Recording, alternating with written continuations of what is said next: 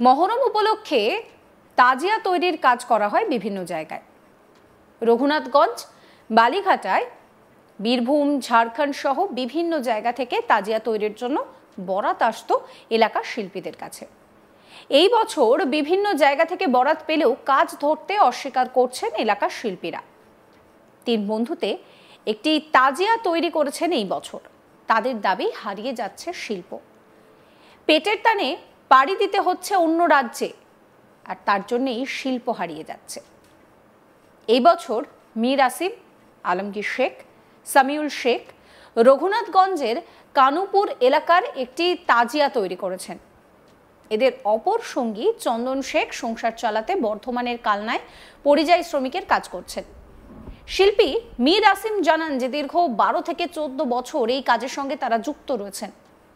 বিগত বছরেও রাজ্য সহ ভিন রাজ্যে প্রায় 7টি তাজিয়া তৈরি করেছিলেন, কিন্তু এই বছর লেবারের অভাব দেখা দেওয়ায় এবং হাতে কাজের মর্যাদার পাশাপাশি পর্যাপ্ত পারিশ্রমিক না থাকায় ভিন রাজ্যে পাড়ি দিয়েছে এলাকার অন্যান্য যুবক। মহরমের সময় কিছু পয়সা একসঙ্গে হাতে পাওয়ার আশায় তাজিয়া তৈরির কাজ আনন্দের সঙ্গেই করতাম, কিন্তু পেটের টানে সবাই বাইরে চলে যাচ্ছে। আমাকেও টোটো গাড়ি চালিয়ে পেটটা চালাতে হয়। মর্যাদা নেই শিল্পীদের। তাজিয়া তৈরির কাজ খুব সূক্ষ্ম, খুব ধৈর্যের সঙ্গে করতে হয়। বিগত বছরেও খুব আনন্দের সঙ্গে এই কাজ করেছে, কিন্তু এবছর আর সেটা সম্ভব হচ্ছে না। ভিন রাজ্যে কাজ করতে গেলে কাজের সরঞ্জাম নিয়ে পাড়ি দিতে হতো, তার জন্য প্রয়োজন হতো প্রশাসনিক শংসাপত্রের। সেটির আবেদন করলেও দীর্ঘ সময় পর তা মিলত না, সেই কারণে কাজ ধরা সম্ভব হচ্ছে না, জানাচ্ছেন শিল্পী মীর আসিম। শুনুন তার কথা।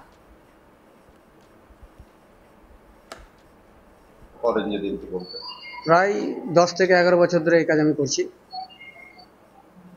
ধারাবাহিকভাবে করে আসি। মহরমের কাজটা প্রতি বছরই হয় এবং দুর্গাপূজাতে হয়তো কিছু কাজের অর্ডার হলো, হয়তো থিমের কাজ, এই সমস্তও করি। জাতি ধর্ম নির্বিশেষে সকল কাজই আমাদেরকে করতে হয়, যেহেতু আমরা শিল্পী, কর্ম আমাদের পরিচয়। এই কাজ করতে তো অনেকটাই সময় লাগে, অনেকটা কষ্টকর। এইভাবে কিভাবে করেন সেই বিষয়টা? কাজ করলে তো ধৈর্য আর সহ্য তো লাগবেই, তবে চেষ্টা করি ধৈর্য সহ্য বজায় রেখে এগিয়ে যাওয়ার, যাতে কাজ ভালো হয়। এবং অনেক রাত দিন পরিশ্রম করে আমাদেরকে এগাতে হয়। এবং আমার সঙ্গে অনেক আরও শিল্পীরা আছে, যেমন আলমগীর ভাই আছে, সামিল ভাই আছে, আরও কিছু ভাইরা আছে, তারা হয়তো বাইরে আছে। যেমন চন্দন শেখ নামে একটা ছেলে ছিল, সে এবার হয়তো আমাকে কোনো কারণে হয়তো টাইম দিতে পারেনি। আর্থিক কিছু ধরেছিলেন বাইরের তাজিয়ার কাজ, এবছর কি হলো? এই বছর আমাদের যে একটা গ্রুপ আছে, মানে সবারই এবার আমি সহমত পাইনি যে তারা কীরকম আমাকে সময় দিতে পারবে। মানে তারাও এই কাজের উপর তো নির্ভরশীল হতে পারছে না। আর রঘুনাথগঞ্জে আমাদেরকে যে কোনো রকম সহযোগিতা বা কোনো রকম প্রশাসনিক দিক থেকে হোক বা এরকম আমরা কোনো কিছু পাই না। আর শিল্পীর তো এখানে কোনো মর্যাদা নেই, দেখতেই পাচ্ছেন, কোনো রকম ডিসিশন নেই বা কিছু নেই। যা কিছু হয় হয়তো মহরম কমিটিকে হয়তো কিছু প্রাইজ দিল, এই পর্যন্তই ব্যাস, এর বেশি কিছু তো হয় না। যেমন বাইরে কাজ করতে গেলে আমাকে অনুমতি নিতে হয়, এবার সেই অনুমতি নিতে আমার সময় দেখা গেলো, যে সময় আমাকে কাজ করতে হবে সেই সময়টা আমার অতিক্রম হয়ে গেল। সেই মুহূর্তে কী করবো বলুন?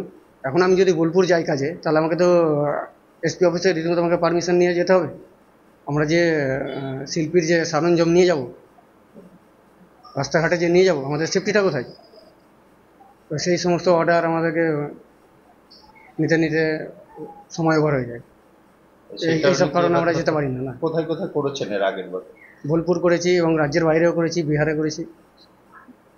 আর এবছর এখানেই করছি, গ্রামের মধ্যে, গ্রামেই সীমাবদ্ধ।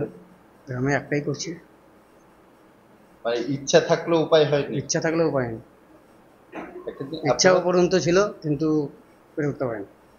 আপনাদের তো এটাও তো একটা ব্যাপার যে এই সময় নিজের কাজ দেখানোর পাশাপাশি কিছু টাকা ইনকাম, তো সেই ক্ষেত্রে কিছুটা তো না করতে পেরে তো ঘাটতিতে পড়লোই। সে তো ঘাটতি পড়বেই। আর এমনি অসময়ে কি করেন আপনি? অসময়ে যখন যেটা পাই করি। যেমন বর্তমানে এখন আমি টোটো চালাই, আর ঢালাই বোর্ড ফোর্ড এই সমস্ত ভাড়া টাড়া দিয়ে চলে। আর শিল্পীর মর্যাদা নেই বলেই কি টোটো চালাতে বাধ্য হয়েছেন? শিল্পীর মর্যাদাটা আছেই বা কই বলুন। এখন অব্দি রঘুনাথগঞ্জ টাউনে দেখেছেন যে কোনো শিল্পীকে কোনো রকম কিছু সহযোগিতা করা হয়েছে, বা প্রশাসনিক দিক থেকে বা কোনো পার্টির দিক থেকে হোক বা কোনো সরকারি তরফ থেকে হোক, বা কেউ এগিয়ে এসছে যে আমাদেরকে প্রতি উৎসাহটা বাড়াবে, যে আমরা আগামী দিনে আরও বড় কিছু করে দেখাবো বা ভালো কিছু করে দেখাবো। শিল্পী আলমগীর শেখ জানান যে তিনি পেশায় গাড়ি চালক। ইচ্ছে ছিল হাতের নিত্য নতুন কাজ দেখিয়ে এলাকার নাম উজ্জ্বল করবেন, সেটা আর হয়ে ওঠেনি। গাড়ি চালিয়েই পেট চালাতে হয়। শিল্পী লেন, শিল্পীদের মর্যাদা, মূল্য কিছুই নেই। তাজিয়ার পাশাপাশি দুর্গাপুজোর থিমের মণ্ডপ সজ্জাতেও আমরা কাজ করি। মহরম এলে কিছু পয়সা এক জায়গায় হবে, এই আশায় আমরা বরাত পাওয়ার চেষ্টা করি। একটা সময় প্রচুর মানুষ আসতেন আমাদের হাতের কাজ দেখতে, কিন্তু এখন ইচ্ছে থাকলেও সেগুলো আর হয় না। শিল্পী কি বলছেন শুনুন। বেশ কিছু তাজিয়া করেছিলেন, এবছর কেন হলো না? এই বছর সে কাজের মানে সব পরিযায়ী শ্রমিক বাইরে সব চলে গেছে, লেবারগুলো এইসব কাজ করে তো মানে হচ্ছে না আর কি। ঠিক আছে, এক বছর মানে 4-5টা কাজ ধরেছিলাম, সবাই মিলে আনন্দ ফুর্তি করে করেছিলাম। ঠিক আছে, ওর জন্য হয়তো বাড়িতে প্রবলেম হচ্ছে, হ্যাঁ, তাই সব বাইরে সব কাজে চলে আসছে আর কি, এদিকে হচ্ছে না। হ্যাঁ, আশা করে থাকেন যে হ্যাঁ বছরে একটা আশা করে থাকি কি 4টা-5টা কাজ করবো সবাই মিলে, হয়ে আল্লাহ করে ভালো লাগবে, একটু যাক সবারই ভালো লাগবে। হ্যাঁ, কিন্তু সেটা হচ্ছে না আর কি, ইনকামের সোর্স কমে যাচ্ছে। হ্যাঁ, মানে সে খরচা বাড়ছে, এদিকে ইনকামটা কমছে, কি করবে? তাই জন্য সব বাইরে চলে যাচ্ছে, ওর জন্য আর বেশি কাজ ধরতে পারছি না এবছর। এর আগের বছর কতগুলো? এর আগের বছর 4খানা করেছিলাম। ঠিক আছে, তার করেছিলাম বোলপুরে করেছি, ঔরঙ্গাবাদ করেছিলাম, আমাদের নোকালে 2টো করেছিলাম। হ্যাঁ, যে 4টা টোটাল কাজ করেছিলাম। আর তার আগের বছর করেছিলাম 5খানা কাজ করেছিলাম, মানে এরকম করে। আবার এবছর এই শুধু লেবারের জন্য আর কাজ ধরানো হয়নি, ওই জন্য একটাই করছি এবছর। এই কাজের কি গুরুত্ব নেই না, সরকার ফরকার থেকে এসব কোনো গুরুত্ব নেই। এগুলো যে একটা শিল্পী কাজ করবে, হ্যাঁ, এত বড় একটা মানে অনুষ্ঠান, সে বলে কোনো একটা খোঁজ নেই কি কোন শিল্পী করলো বা কে করলো, তাদের জন্য কোনো ব্যাপার নেই। এগুলো কি আবেদন করবেন? আমাদের আবেদন একটাই কি সরকার একটু দেখুক আমাদের ব্যাপারটাও, হ্যাঁ, কি আমরা শিল্পী, আমরা কাজ করছি, এইসব বলতে চাই, আর কিছু না। সরকার কাছে আবেদন। এই কাজ আমরা মোটামুটি 14 থেকে 15 বছর ধরে করছি। আমাদের যে দাদা ছিল বড় শিল্পী, সে তো আজকে নেই আমাদের দুনিয়ায়, সে চলে গেছে আমাকে ছেড়ে। আমরা এখন তার দায়িত্বটা নিয়ে পালন করছি। সে বলে গেছিল যে আমার নামটা জাগিয়ে রাখিস, ওই জন্য আমাদের করা। কতটা কষ্ট করতে হয় এগুলো না প্রচুর পরিশ্রম, মানে ধৈর্যর মানে নেই, ধৈর্যটা হচ্ছে মেন। হ্যাঁ, ধৈর্য না থাকলে এসব কাজ কেউ করতে পারবে না। যার মনে ধৈর্য আছে সেই পারবে। একদম প্রচুর শুকনো, দিমাগ শুকনো রেখে কাজ করতে হয় এসব কাজ। কি কি লাগে? এসব লাগে থার্মোকল লাগে, অপরো লাগে, আঠা লাগে, হ্যাঁ, বিভিন্ন রকম জিনিস লাগে।